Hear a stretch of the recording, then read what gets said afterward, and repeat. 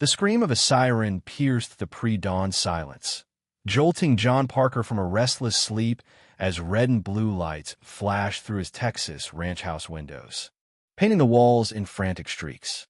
He lurched upright, heart hammering, the bourbon from last night sour on his tongue, his rifle already in hand before his boots hit the floorboards. The clock glowed 5:03 a.m., the sky outside still cloaked in gray, but the wail grew louder, sheriff's cars tearing up his dirt road, tires spitting gravel like gunfire. Out here on his 200-acre spread, law didn't roll in at this hour unless blood had been spilled or a line crossed, and after Caleb Wheeler's arson attempt last night. John knew this wasn't a courtesy call. He stumbled to the porch, the burn on his forearm throbbing, rifle raised, as two patrol cars screeched to a halt, deputies spilling out with hands on holsters. "John Parker!" A voice barked through the chaos. "Drop the weapon now." John froze, the rifle steady in his grip, his soldier's instincts warring with the sight, four deputies fanning out. Flashlights cutting the dark, Sheriff Dan Hargrove stepping forward, his broad frame tense under the brim of his hat. "Dan, what's this?" John growled, lowering the barrel slow, his voice rough with sleep and suspicion. "Caught Caleb burning my land last night. Handed him to you. Why are you here?" Hargrove's jaw tightened, his flashlight beam locking on John's face. "Caleb's dead, John. Found him an hour ago. Shot in the chest, back road near your lake. Your shell casing's at the scene. We need you in now." The words hit like a sledgehammer, John's knees buckling, the rifle clattering to the porch. "Dead," he rasped, mind racing. Last night's tackle, Caleb smirked the gasoline can. "I didn't shoot him. Tied him up, gave him to your deputy." "You know that." Hargrove's eyes narrowed, his voice low but firm. "I know what you said, but evidence says different. Casing's a .308. Matches your rifle. Come quiet, John. Don't make this harder." John's gut twisted, rage and fear coiling tight, but he raised his hands, the deputies closing in, cuffs glinting in the dawn's first light. He glanced at the barn, Dusty snorting in her stall. Then at the lake, a dark mirror hiding secrets. Someone had turned his fight into a frame, and he'd bet his soul it was Wheeler's doing. The ride to town was a blur. The cruiser's back seat cold against his back, Hargrove silent in the front. At the station, they locked him in a cell, bare concrete, a cot, the clang of bars echoing like a death knell. He paced, the shell casing's weight a phantom in his pocket, his mind replaying the night. Caleb's taunt, "Ain't just Wheeler," the match flaring, the sheriff's lights. Hours dragged, the sun climbing. When Frank Hensley stormed in, his gray hair wild, his soldier's stride unbroken by the deputy at his heels. "John, what's this mess?" Frank demanded, gripping the bars, his voice gravelly with urgency. "Heard it on the scanner. Caleb's dead. They're pinning it on you." John leaned close, voice low. "Someone shot him after we handed him off, planted my casing. Wheeler's cleaning house, Frank covering his tracks." Frank's eyes darkened, his hands clenching. "Bastard smart. Too smart. I'll get Mary Ellen. The kids will dig you out." Midday sun baked the cell as Mary Ellen arrived, her braids swinging, her face pale but fierce, Jake, Sarah, and Matt behind her, their eyes wide with shock. "John," she said, pressing a hand to the bars. "Sheriff says it's your gun." "We know it's not. Tell us what happened."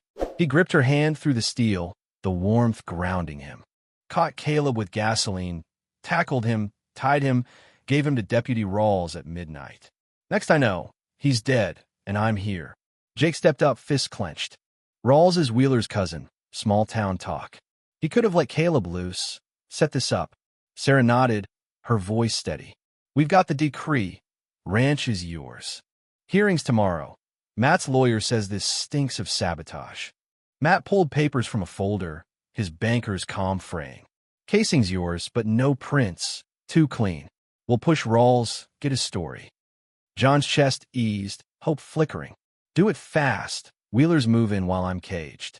Frank clapped Matt's shoulder. "I'll tail Rawls. Seen his type of nom, cracks under pressure. You hold tight." "John." They left, a united front, and dusk fell, the cell growing cold, the lake's memory haunting him.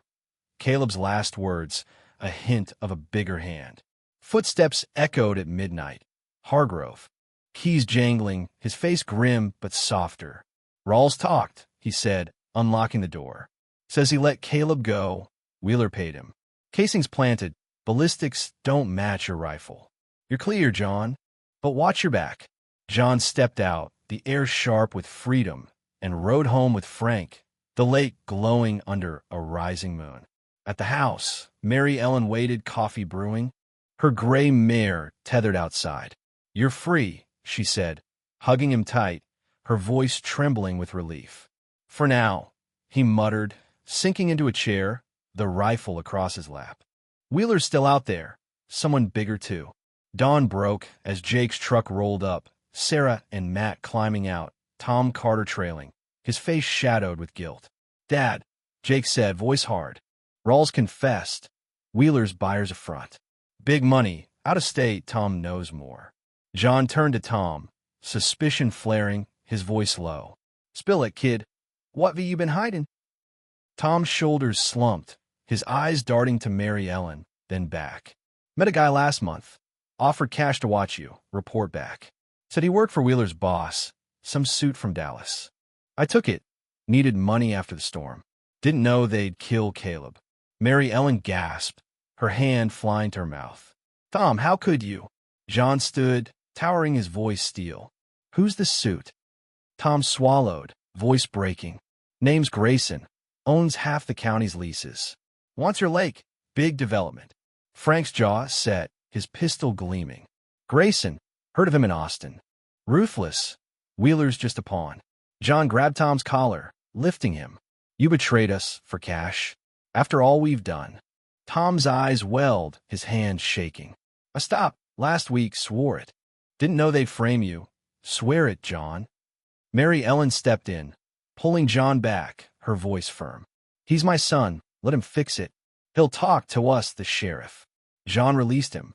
Breathing hard, the trust shattered but the fight clear. Grayson's the head. Wheeler's the hand. We end this. Tomorrow, court. Night deepened. The group planning. Frank scouting Grayson's ties. Jake and Matt prepping the decree. Sarah calling the lawyer. Tom confessing to Hargrove. John sat with Mary Ellen. The lake a dark promise outside, her hand in his. Forgive him, she asked. Voice soft. Maybe, he said, the rifle close. But trust gone, price is steep. Dawn broke, the hearing looming. Caleb's death a solved riddle. But Grayson's shadow stretched long. John rode to the lake, the water calm, and saw it. A figure on the ridge, binoculars glinting, then gone. He chambered around, the click loud in the stillness. Wheeler was down, the ranch his. But the real fight, Grayson waited. John gripped the reins, ready for the reckoning.